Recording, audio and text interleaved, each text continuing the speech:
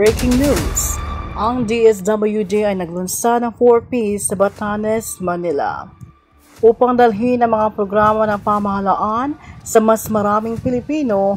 Ang Kagawaran ng Social Welfare and Development DSWD ay naglunsad ng Pantawid Pamilyang Pilipino Program o 4Ps sa Basco, Batanes, isang liblib na probinsya na matatagpuan sa pinakahilaga na bahagi ng Pilipinas. Sa ganitong paraan at sa hiling ni Gobernador Mario Lucayco ng Batanes na isagawa ang pagsusuri at pagpaparehistro ng mga sambayanan sa 4Ps. Tinignan ng DSWD ang posibilidad na ito dahil magiging isa itong pagkakataon upang maabot ang mahihirap na nabaliwala at hindi na pagpapalang sektor, lalo na upang maabot ang lalawigan ng Batanes sa kabila ng kanilang kahuli-hulihang lugar at heograpikong pag-iisa. Ayon kay Assistant Secretary for National Household Targeting System ng 4Ps na si Marites Maristela sa kanyang talumpati. Sinabi ni Maristela na pinagpala ang Batanes sa pagkakaroon ng pinakamababang rate ng kahirapan batay sa datos ng Philippine Statistics Authority o PSA noong 2022. Gayunpaman, sinabi ni Maristela na dahil sa mga hamon sa sosyo-ekonomiya tulad ng pagtaas ng presyo, may 562 na sambahayan sa lalawigan ang naitala bilang mahirap batay sa datos ng listahan 3. Mayroong 297 aktibong benepisyaryo ang probinsya ng Batanes.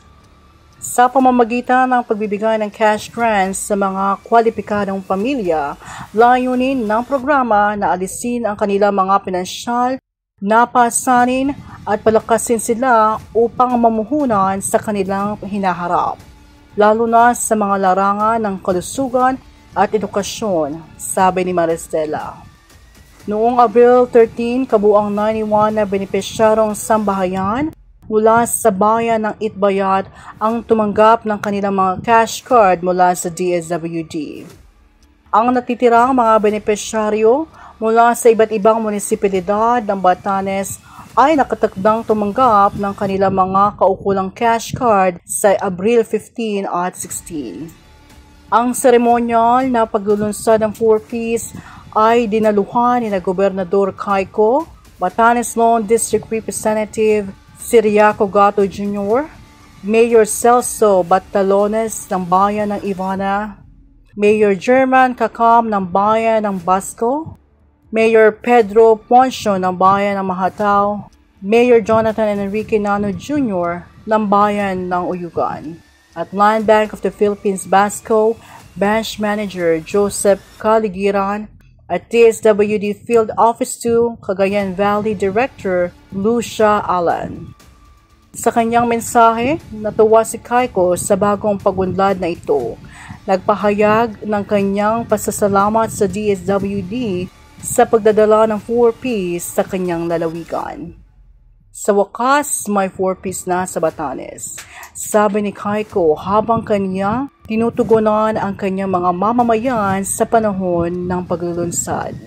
Ang 4Ps ay ang pangunahing programa ng DSWD ng pambansang pamahalaan sa pagbawas ng kahirapan at kaunlarang panlipunan.